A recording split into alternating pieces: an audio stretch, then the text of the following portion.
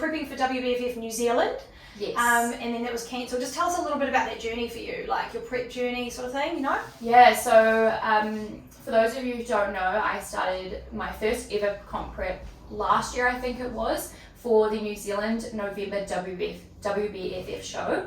And I was going to be entering in the bikini category at that time. But it got cancelled. Yeah, it got cancelled, I think 12 weeks out, and I'd started that prep 25 weeks out, I think. Which, for those of you who don't know, is a pretty good time, I guess, or, you know, general time that people do start prep. Yeah. But I'm glad that that was a blessing in disguise for me at that time, because I was really struggling with prep. I talked a little bit about on my Instagram, I just don't think I was in the right headspace. It wasn't right for me at the time. I was really struggling with nutrition at the time. So yeah, that was a blessing in disguise. That got cancelled. I think, cool, let's spend New Year's and Christmas enjoying life, and we'll look at it again next year when they post a new date. But at that time, me and Emily then decided to move.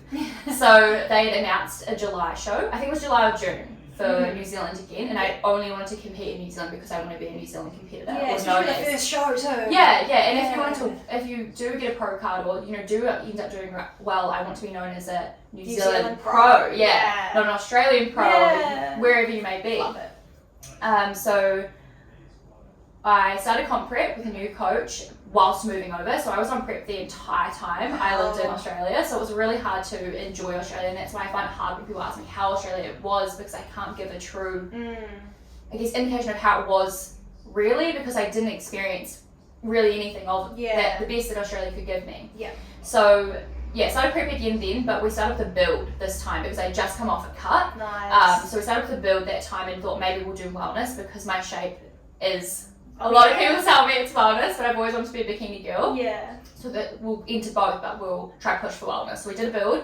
and then we decided to move to Gold Coast. So I was still on prep then, but I changed coaches to a female coach, which just fit better for me. So shout out to Mickey if you're listening. And then started my cut from there around, I think we started the cut from 20 weeks out at that stage. Nice. When I'd swapped over coaches. And she'd just done a build, everybody, so don't just do a 20-week cut for no reason. No. No, I would not suggest that. But yeah, so that was, and you're with Mickey now still, aren't you? I am, yeah, she's amazing. My coach before was amazing too, so shout out to Jake as well. If you're ever looking for a build, definitely go to him. Oh yeah. And that show for July got cancelled. That hurts. Yeah, so that got cancelled again, and then they postponed it to November again for New Zealand. Yeah. So cool. Okay, had 2 weeks off. Not off, but I had a dinner out for those 2 weeks. Just really enjoyed, you know, having that mental break from nutrition. And then got with Mickey and started doing my cut from there, getting prepped for the November show in Gold Coast. Oh, sorry, whilst I was in Gold Coast for New Zealand. Yeah. Yep, and then I had booked flights to move back home to New Zealand because I was going to be competing in New Zealand anyway. I thought, okay, well, this is the time to move back because I'm going to be home for my birthday and for Christmas and New Year's anyway. Why don't I just move back because I'm not sure in Australia right now. Yeah. So for me at the time, I made the big decision to move back home, even though I still had my rent all the way up until the show. Oh. Yeah, I was like, I've just got to come home. I need to be around people I'm familiar with because prep was getting really hard for me. I felt really isolated in Australia. I was like, I just need to be around familiarity. Yeah. And time to say it, guys.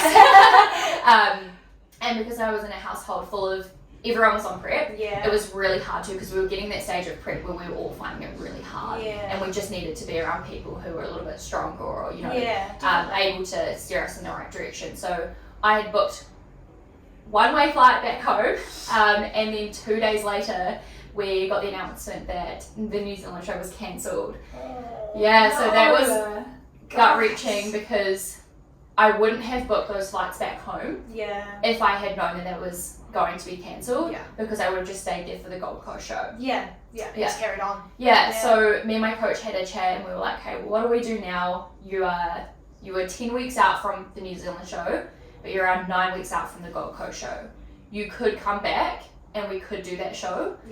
But I had said to her from the beginning, because she had asked me, oh, you live in the Gold Coast, would you want to do the back-to-back shows? Would you want to do the Gold Coast show, the pro show, and then do the NZ show, like I think you'd be ready? And I was like, I'm not interested in in the the Aussie show. Yeah. As much as it's beautiful, I just don't think I'm there yet. Yeah. I don't think my first show I want to be in a pro-am where it's the biggest, most saturated show. I think that would really freak me out. Yeah. Especially because I know how I was feeling emotionally at that time. I just think it would be too much for me. But then when that announcement was made, I just was in such a highly emotional state that I was like, hey, I was listening to everyone else's feedback, that everyone was saying, just do it, like you look amazing, like let's do it, just do it, like you're already there. But in my heart, I knew I didn't want to do it, but I made the decision because everyone wanted me to do it and I wasn't thinking about myself at the time. And I posted about it and I was like, hey, we're going to do the Gold Coast show, which I shot myself in the foot with that. Didn't allow myself enough time to really consider the actual option. Yeah. And then, ended up not doing the Gold Coast show. When I got back home, that was a really rough time for me, a really rough week. And I remember my mum saying to me, you do not seem like you do not look like you. Yeah, just was not in the right emotional state because I was so upset about the show. And I worked so hard. Like the hardest I've ever worked in my life, 100% on point. And Mum says, there will always be a show. Yeah. You can always do it again. Yeah. Yeah, she's definitely. like, you just need to look after you right now. So I thought, sure. okay, let's pull the pin. I think we were 6 weeks out, around there, from the Gold Coast show, pull the pin then. Just make the decision. And you Yeah. feel good about it now? How do you feel now? Yeah, I do feel good. I don't think I would have, I still just don't think I would have wanted to do the Gold Coast show specifically, the Pro-Am. I could do a Gold Coast show for my first ever show, guys. It's not I've not done this before. I've not actually stepped on stage. Yes, I'm a coach. Yes, I've done preps, but I've not actually stepped on stage yet. And I want to give myself that grace period to really enjoy the experience. Yeah. Not just freak yourself Exactly, out. and take away the pressure of what everyone else is saying to me and all of that 100%. stuff. And do it right. Yeah. Do it when I'm ready. 100%. Yeah, I don't care how many preps that takes for me to get there. Like, there will be one day where I step on stage. For sure. Yeah. Definitely going to happen. It's going to happen. It's got to wait and see, girls. You guys fingers crossed for me. Yeah. It's happening for sure. And it's not just down to you and your coach, hey. This is where we have to not... It's hard to not let anyone else's voices in, because we love them and we trust them, but just you and your coach and then everything else. And Vicky was so supportive, and I told her, she goes, I knew it. Like, that was literally her reply. She was like, I knew it. She goes, I just didn't want to make that decision for you. I was waiting for you to come to that decision. I knew you weren't wanting to do it, and you've made that decision. That's fine. We can prep again. And so we made a plan for next year, which is great. So what do you think next year? Do you think there'll be a show next year? What do you reckon about WBFF New Zealand? So New Zealand's not a franchise anymore. Oh, we're just not even part of it. We're not a part of it anymore. No. Yeah, so I think that's why it made it even worse because I was like, there's not even something I can be like, okay, well maybe, fine, it's like, going to be next year. No. But so until anyone out there goes and buys who's got some cash? Yeah, who's got a lot of bucket loads and can get up on stage. It's so frustrating, isn't it? Yeah. And I just think it would be so amazing for New Zealand. It'd be huge. Yeah, Jake had been talking to me. He's like, it would have been amazing for New Zealand. Would have been great. Yeah. So all we've got we've got IFB, we've got a couple of other federations. Like there are ICU, there's like little bits and bobs going around the country, but we need that competition of another federation to just blow shit up. Exactly.